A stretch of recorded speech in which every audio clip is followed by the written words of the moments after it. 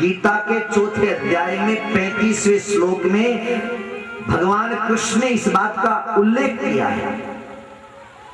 प्रणिपातेन परिप्रश्नेन सेवया ते उपदेक्षन्ति ते ज्ञानम तत्वदर्शिनः।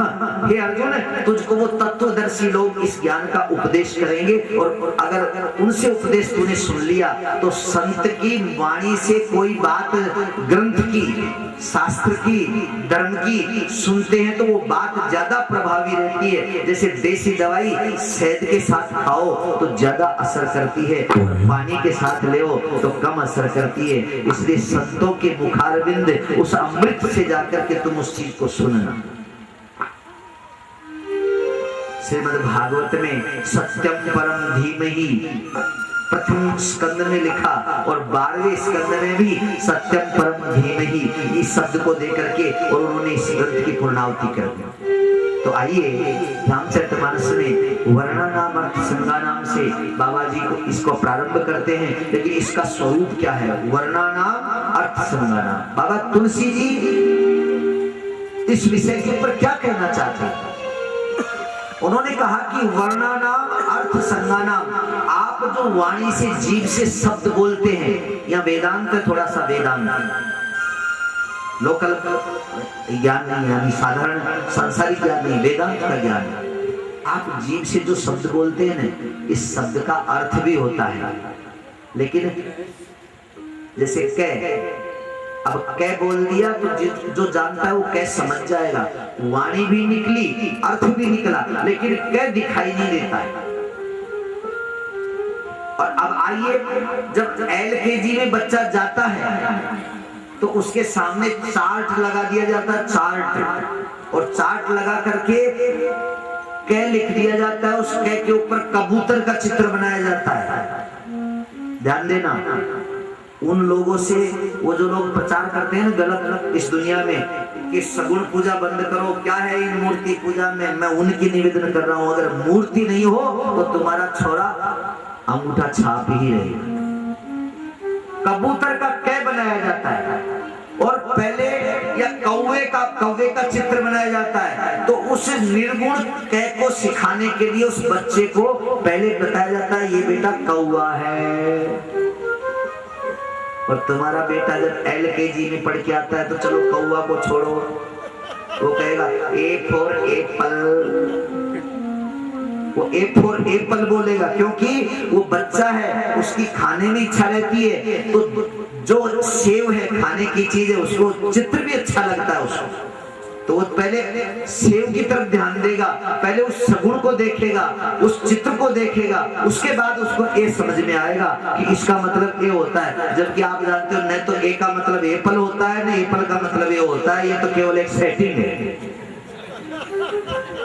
ये तो एक सिस्टम है समझाने का। इसलिए अगर देखा जाए तो न तो कोई भैरव जी की मूर्ति है, न कोई राम की मूर्ति है, ये तो एक सिस्टम है तुम्हारी आत्मा को उस परमात्मा के साथ जोड़ने का। क्योंकि तुम अभी LKG के बच्चे हो, तुम A for एप्पल ही सीखोगे तो उसके पास जा पाओगे, और अगर A for एप्पल तुमने नहीं सीखा तो अंगूठा छाप ही बने रहोगे। इसलिए इस स्कूल में भर्ती होना ही पड़ेगा। A for एप्पल, वर्णा नाम अर्थ संज्ञा नाम, A for एप्पल दिखाया जाता है, उसको सगुण का ज्ञान दिया जाता है, मूर्ति का, चित्र का ज्ञान दिया जाता है, तब उसको निर्गुण होता है। और जब वो वही बच्चा जो एप्पल सीखता है, कौवा, कै कौवा, कै खरगोश, कै गाय,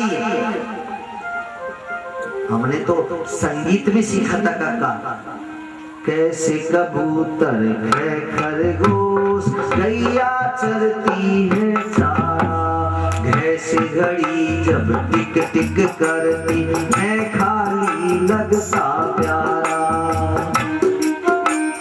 ऐसा आज गीत भी बन गया। गीत तो इसका मतलब ये वेदांत है, यहाँ भी ये वेदांत है।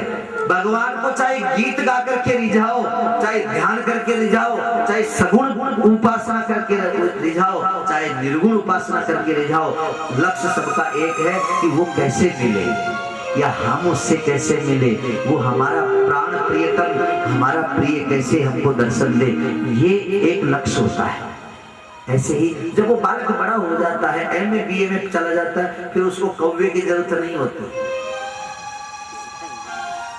वो फिर सारी चीजें उसके जबान पे चलती है, फिर वो अन्य भाषाओं का भी उसके माध्यम से ज्ञान कर लेता है। ऐसे वर्ण है, वो अर्थ से मिला हुआ वर्णा नाम, अर्थ संघा नाम, मिला हुआ भी है, अलग अलग भी है। और रसानाम छंदसामपि, रसा आप लोग हिंदी पढ़ते हैं, हिंदी में पर्यायवाची है जीव का पर्यायवाची है रसा।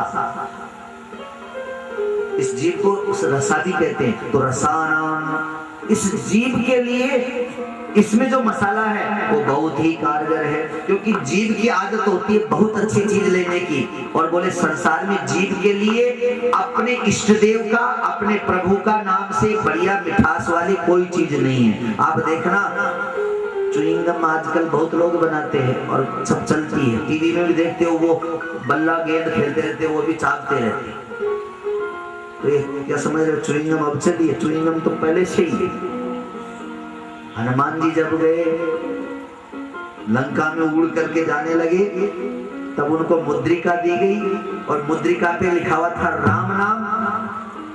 और उस राम नाम की मुद्रिका को उन्होंने कहाँ रखा? मुंह में।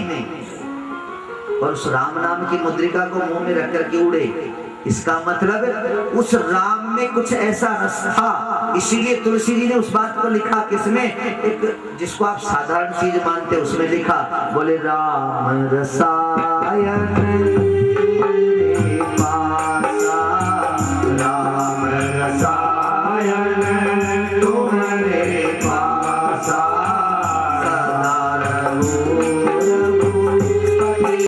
नौ रस होते हैं ना, 9 रस साहित्य में, भीभत्स, भयानक, रौद्र, ये 9 रस होते हैं। लेकिन एक 10वां रस और है भक्ति में, वो क्या है? प्रेम रस। वो 10वां रस है, उसका 9 रस में उल्लेख नहीं है। और वो प्रेम रस की अंगूठी उन्होंने अपने मुंह में रख ली और उससे उनको उड़े। तो उड़ने से वायु में घर्षण होता है, घर्षण का सिद्धांत है ना, हवा में घर्षण करेंगे तो गर्मी पैदा होगी। तो हनुमान जी जब इतने वेग से उड़े तो घर्षण हुआ, शरीर गर्म हुआ, लेकिन प्यास नहीं लगी, क्योंकि राम रसायन तुम्हारे पासा, राम रसायन तुम्हारे पासा। अब आप कहोगे ऐसा कैसे हो सकता है? तो आप देखना, जिसके ऊपर से किसी रस की व्यवस्था होती है उसे प्यास नहीं लगती। किसी का बहुत बड़ा ऑपरेशन हो तो 7 दिन तक उसको पानी नहीं पिलाएं, तो डॉक्टर लोग सिरिंज से और उसको ड्रिप से उसको पानी की पूर्ति करते रहते हैं। वो गिलास से पानी नहीं पीता है, उसकी पूर्ति होती रहती है। तो वो ड्रिप सिस्टम उनके मुंह में लगा हुआ था, कहाँ जरूरत है उनको। और फिर लंका में तो कोई हैंडपंप भी नहीं है जहाँ जाकर के, या प्यावा भी नहीं थी जहाँ पर पानी पी लेते। आप देखना पूरा चरित्र हनुमान जी करके आगे, लेकिन कहीं पानी की प्यास की बात नहीं कही, भूख की बात भले ही कह दी हो, बोले लागी देख सुंदर फल रूखा, भूख की बात कही, लेकिन पानी की बात नहीं, क्योंकि उनके मुंह में इतना जोरदार रस पड़ा हुआ था कि कई जन्मों तक प्यास लगी नहीं सकती। और आदमी को, जीव को एक बार प्रभु के नाम का रस अगर उसे मिल जाए तो उसकी करोड़ों जन्म की प्यास बुझ जाती है। मेरे बंधुओं, ये भक्ति का एक सूत्र है। तो हमारे रसानाम छंदसामपि मंगलानाम च कर्तारो वंदे वाणी विनायको। कई लोग कहते हैं हमारे दुख रहता है, हमारे कष्ट रहता है, हम ये आपसे गारंटी देते हैं इस बात की, शास्त्रों के माध्यम से जो शास्त्र कहता है उसे आप करिए, दुख होगा ही नहीं, तुम्हारे घर में बीमार भी नहीं होगा, ये भी गारंटी। लेकिन उसको कैसे करना पड़ता है? हमारा शास्त्र कहता है कि शाम को 6 बजते बजते भोजन कर लो। अब तुम 11 बजे चरोगे तो चरोगे खाए तो खाओगे तो बीमार ही होगे। अब रात्रि को भोजन इतना देरी से भोजन करें, भोजन आपको कब मिलता है? शाम को बना करके रख दिया मैडम ने और तुम आओगे 10 बजे 4 घंटे बाद। हमारा शास्त्र कहता है भोजन बनने के 48 मिनट के अंदर अंदर भोजन कर लो। तो आप आप स्वस्थ रहेंगे। कभी जीवन में गोली नहीं लेनी पड़ेगी, बीपी नहीं होगा, हाई डेंसिटी नहीं होगी, लेड डेंसिटी नहीं होगी, और आपका HDL, VLDL ये कुछ नहीं बढ़ेगा। सारा सिस्टम व्यवस्थित चलेगा। लेकिन गड़बड़ हो जाएगा तो वो सब तुम्हारे ऊपर हावी होंगे। फिर उसके बाद आप जानते हैं गलत टाइम रोटी खाएंगे तो उसका परिणाम क्या होगा, समय से पानी नहीं पी पाओगे। हमारा शास्त्र कहता है, आयुर्वेद शास्त्र कहता है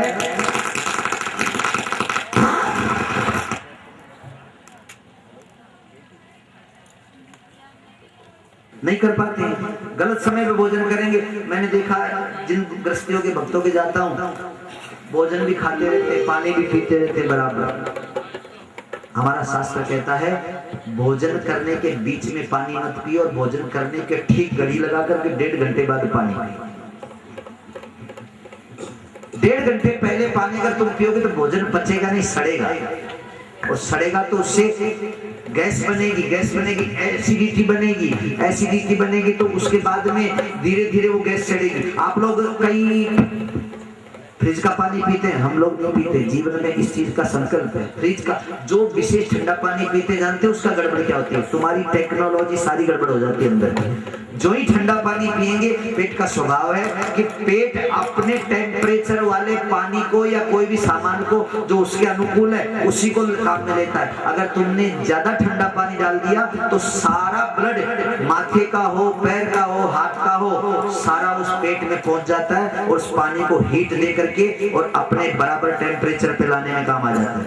अब आप थोड़ा सा चिंतन करो, तुमने ठंडा पानी पिया तो तुम्हारे माथे का ब्लड सबसे पहले आएगा, ये प्रक्रिया है, माथे का आएगा, और माथे का ब्लड जब आएगा तो तुम्हारे माथे की नसें वो खाली होगी तो उसमें वायु भरेगी, और वायु भरेगी और तुमने ऐसी आदत बनाए रखी तो धीरे धीरे जानते हो क्या उसका परिणाम है, ब्रेन हेमरेज। और छाती का जब खून उतरता है वहां खाली हो जाता है तो उसका स्वरूप होता है हार्ट अटैक। तो हमारी रामचरितमानस कहती है कि रसाना यानी जीव को संयमित रखते हुए अगर आप चलते हैं तो मंगलानाम च करतारो, आपके जीवन में मंगल ही मंगल रहेगा, आपके अमंगल कभी नहीं हो सकता है। इसलिए बिल्कुल सावधानी से अपने जीवन को शुरुआत करें। आप लोग ध्यान देंगे तो मैं आपके जीवन का उपयोगी आदर्श और आयुर्वेद संबंधी, विज्ञान संबंधी जो भी है वो सब निवेदन करेंगे, लेकिन पालन करना आप लोगों की हाथ बात है। सज्जनों,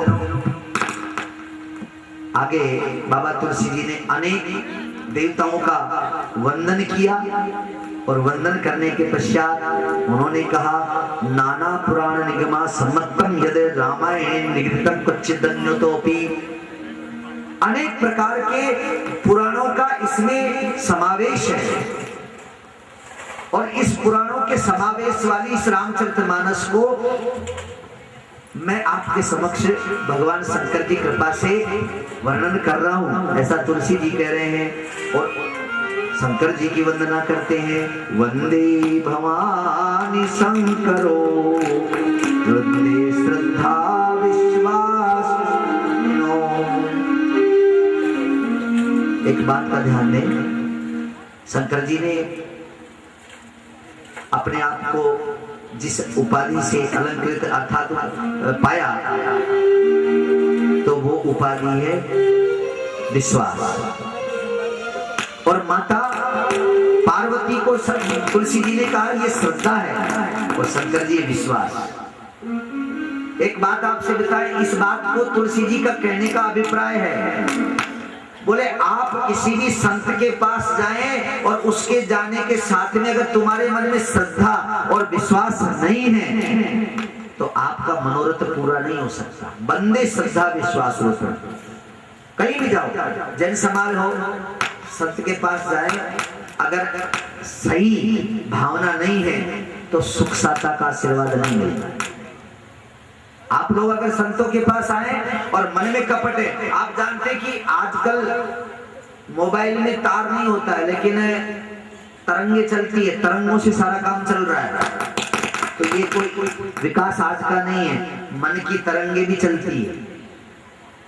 आप देखते हैं ना, कभी हम कुछ कह नहीं पाते हैं और दूसरे हमारे को देख करके भावना को पहचान जाता है और सारी बातें देखने में हो जाती है। ये क्या है? ये तरंगे हैं।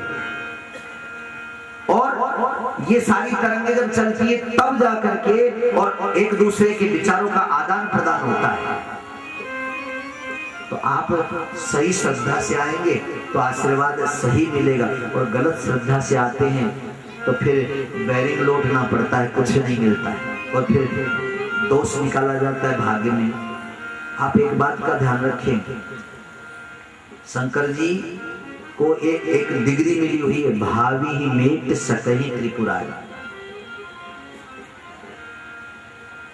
वो होनी को टाल देते हैं शंकर जी, लेकिन अगर किसी के ऊपर संत का और ऋषि का प्रकोप हो गया और उसको लेकर के शंकर जी के पास जाओ तो शंकर जी उसको कह देते हो, ये वही जो राम रचि राखा वो करी तर्क बढ़ावे सका। ये मेरी बस की बात है। डिपार्टमेंट से पल्ला झाड़ लेते हैं, बोले ये हमारे विषय का काम नहीं है। आप कहोगे अपनी लोकल बात नहीं। भरत जी भी गए, भरत जी भी उनके पास गए, बोले प्रभु आप तो भावी मेट सकते हो, भावी ही मेट सके त्रिपुरारी। अरे इस भावी को मेट दो, राम जी अयोध्या में आ जाए, राज संभाल ले। ये बात हो गई सो हो गई, बाकी सब कैंसिल करो। शंकर जी ने कहा ये मेरे से नहीं हो सकता, ये काम मेरे से नहीं हो सकता। बोले क्यों? शंकर जी जानते थे राम जी 14 वर्ष घूमेंगे तो जो जंगल में ऋषि मुनि और कोल भिल्ल बनवासी हैं उनका कल्याण करेंगे। यहाँ अयोध्या में आ जाएंगे तो क्या लेंगे, इसलिए इनको वहीं भ्रमण करने दो ताकि दर्शन लाभ हो। मैं संतों के भाग्य का लाभ हटाना नहीं चाहता, इसलिए उन्होंने भरत जी को भी कह दिया, बोले मेरे से नहीं होने वाला है। तो वंदे श्रद्धा विश्वास रूपिणो, हम सबसे पहले हमारे विश्वास को और श्रद्धा को एक मनोरंजन बीच में आपसे करवा दूं। एक मनोरंजन बीच में बहुत साइलेंट बात सुनने की है। विश्वास, इस शब्द को क्या बोला जाता है? विश्वास। और इसको थोड़ा सा ब्रेक दे करके बोलो, विश्वास, विश्वास, विश्वास। अगर ये बिना ब्रेक के चल रहा है जब तो जीवन दान देने वाला हो जाता है, और अगर इस विश्वास में कहीं टूटन आ गई, इसमें ब्रेक आ गया तो विष, मैंने मेरी तरफ से नहीं कहा है, जो शब्द है उसी को मैं आपको पढ़ा रहा हूं। तो यही विष है, और इस विष का वास हो जाता है, अर्थात जहर हो जाता है, दुश्मनी हो जाती है, और एक दूसरे के प्रति एक दूसरे के खून के प्यास हो जाते हैं। तो विश्वास में ही दोनों अर्थ समाये हुए हैं। अगर इसको सही चलाते रहो तो ये अमृत है, और अगर इसको गड़बड़ कर दिया तो यही जहर का रूप होता है। तो बोले वंदे श्रद्धा विश्वास रूपिणो।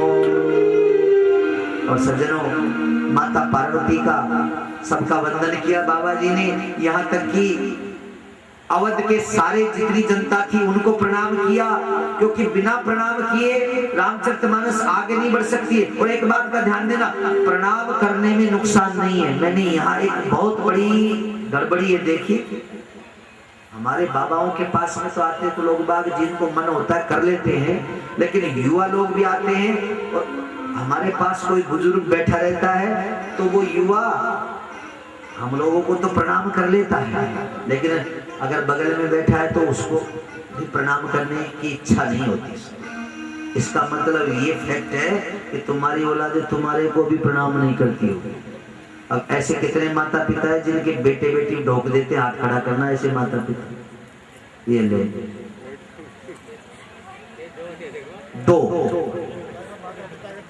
1200 घर है, 12,000 घर है।